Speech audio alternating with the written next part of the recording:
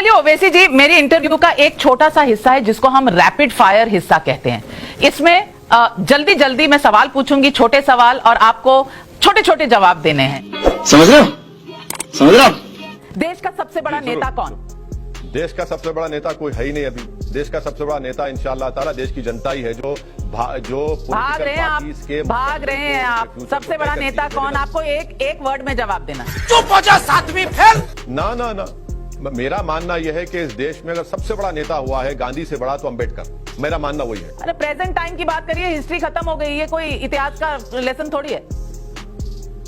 ना ना ना ना ना मैडम, हिस्ट्री तो कभी खत्म नहीं होगी अंबेडकर की।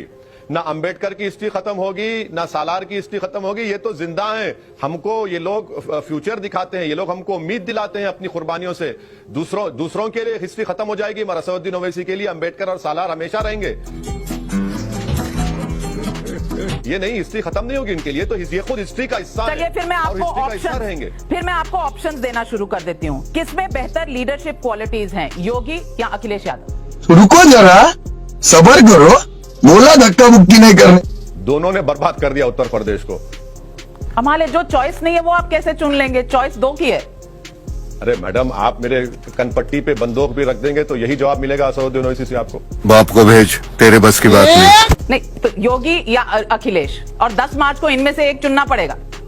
वो तो जनता, उत्तर प्रदेश की जनता चुनेगी मैडम।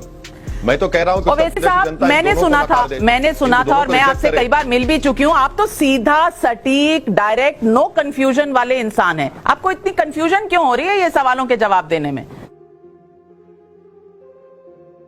रैपिड फायर है, रैपिड फायर के सेंस में करते हैं, नहीं तो कौन बनेगा मुख्यमंत्री में आप हार जाएंगे। कोई कंफ्यूजन नहीं है। अच्छा, सबसे स्मार्ट पॉलिटिशियन? मैं नविका कुमारी के शो पे हारने को तैयार हूं। कमाल करते हैं। सबसे स्मार्ट पॉलिटिशियन कौन है आज देश में?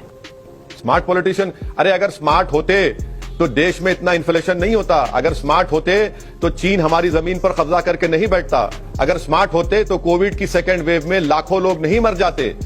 कोई स्मार्ट नहीं है, सिर्फ सब अपॉर्चुनिस्टिक हैं और देश की जनता को हिंदू, मुस्लिम, मस्जिद, मंदिर के नाम पर धोखा दे रहे हैं और अपनी रोटी सेक रहे हैं। कोई स्मार्ट नहीं है मैडम, सब अपॉर्चुनिस्टिक हैं, सेल्फिशली काम कर रहे हैं और देश की गरीब आवाम उसका खमियाजा भुगत रही है। सर, ये रैपिड फायर नहीं है। सबसे अनस्मार्ट पॉलिटिशियन कौन है? ये तो आपकी लिस्ट लंबी होगी। ठीक है, चलिए क्या कहा आपने? सबसे अनस्मार्ट या अनस्ट्रेटेजिक पॉलिटिशियन कौन है? देखिए, स्मार्ट पॉलिटिशियन किसी हद तक मैं कह सकता हूं कि हमारा तेलंगाना का चीफ मिनिस्टर केसीआर है। चलिए, और ओडिशा के सीएम हो सकते हैं स्मार्ट। और अनस्मार्ट में तो लंबी लिस्ट है मैडम, बहुत बड़ी लंबी लिस्ट है। पहला नाम बता दीजिए, बस पहला नाम, टॉप ऑफ द लिस्ट का पहला नाम। उसमें असदुद्दीन ओवैसी भी आ सकता है। मैं अपने आप को स्मार्ट नहीं समझता हूं। सर, वो नीचे आएगा ना, ऊपर वाला नाम बता दीजिए। ऊपर ही डाल दीजिए मैडम मुझे, क्योंकि हम तो बदनाम जमाना है, तो जाहिर है। चलिए, बदनाम हो तो क्या नाम। इतना सेफ खेल रहे हैं आप, अगर बैटिंग ही नहीं करेंगे तो रन कैसे बनेंगे? आपके हिसाब से मुस्लिमों को किसने सबसे ज्यादा ठगा? पूरे कांग्रेस या BJP? Congress, BJP, Samajwadi party, BSP, इन तमाम ने मिलकर मुसलमानों का यह हाल कर दिया उत्तर प्रदेश में और देश में। सर, आपको लाइफलाइन लेनी पड़ेगी और आप 4 में से 1 बताइए, नहीं तो आप फेल होते हुए नजर आ रहे, पास ही नहीं हो रहे। नहीं मैडम, मैं तो आपके रैपिड फायर में फेल होने को तैयार हूं, क्योंकि सच्चाई को बता रहा हूं। अगर सच्चाई को बताना फेल होने के बराबर है। किसने ज्यादा ठगा, कांग्रेस के बीजेपी? कांग्रेस के बीजेपी के समाजवादी? कोई मुस्कुराकर वार करता है, कोई गुस्से में वार करता है। फर्क यही है बस। एक चीज जो भारत के इतिहास में बदलना चाहते हैं आप? भारत के इतिहास में बदलने का अगर होगा तो मैडम, काश गांधी का कत्ल ना होता, काश दिल्ली मैसेकर ना होता, काश सिखों का जेनोसाइड ना होता, काश इतने फसादात ना होते।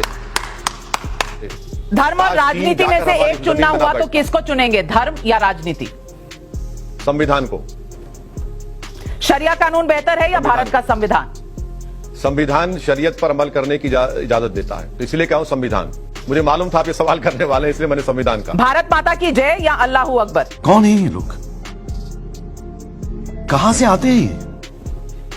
जय हिंद।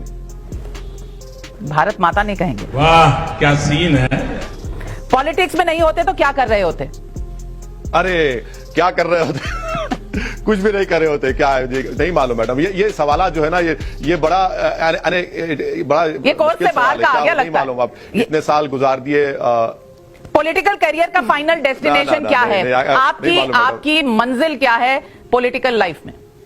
मेरी मंजिल यही है कि जब तक अल्लाह मुझे जिंदा रखेगा, मेरी पूरी कोशिश ये होगी कि मजलूमों को इंसाफ मिले, भारत एक ताकतवर देश बने, भारत में ये गरीबी मुफलिसी का खात्मा हो सके, भारत में जो माइनॉरिटीज हैं, दलित्स हैं, उनको उनका जायज मुकाम मिले। ये 5 चीजों पर मेरी जिंदगी का ऑब्जेक्टिव है। नहीं मालूम जिंदगी की शमा कब तक जलते रहे, जिंदगी कब तक वफा करे, मगर ये कोशिश करते रहेंगे।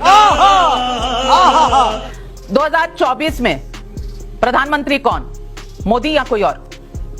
2024 तो बहुत दूर है मैडम, अभी तो यूपी हो जाने दीजिए, फिर 24 से पहले यूपी में योगी या अखिलेश, कौन जीतने वाला है? प्रोजेक्शन क्या है? प्रोजेक्शन ये है कि जिन उत्तर प्रदेश के जनता की मां बहनों की लाशें तीर रही थी, जो नौजवान बेरोजगार हो चुके हैं, जो जेलों में सड़ रहे हैं, वो एक मौसर जवाब देंगे। और कांग्रेस उभर कर वापस सत्ता में आ सकती है, हाँ या ना? हम हैदराबाद में एक कहावत कहते हैं कि बासी कड़ी को कभी उबाल नहीं आता।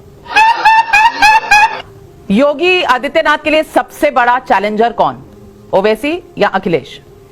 उत्तर प्रदेश की 21 करोड़ जनता योगी आदित्यनाथ का सबसे बड़ा चैलेंज देगी इंशाअल्लाह ताला। अगर आप खाली समय पाते हैं तो क्या करते हैं ओवैसी साहब? अरे क्या करते हैं मैडम, घर में माशाल्लाह से बीवी है, बच्चे हैं, उनके साथ रहते हैं, पार्टी का काम करते हैं, तो वही करते हैं। और क्या करते हैं, नॉर्मल इंसान हूं, वो वैसा कोई खास बात नहीं है।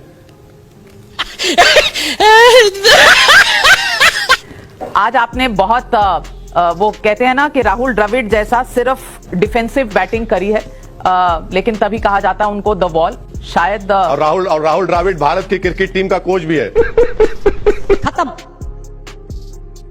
Bye bye, tata, good bye.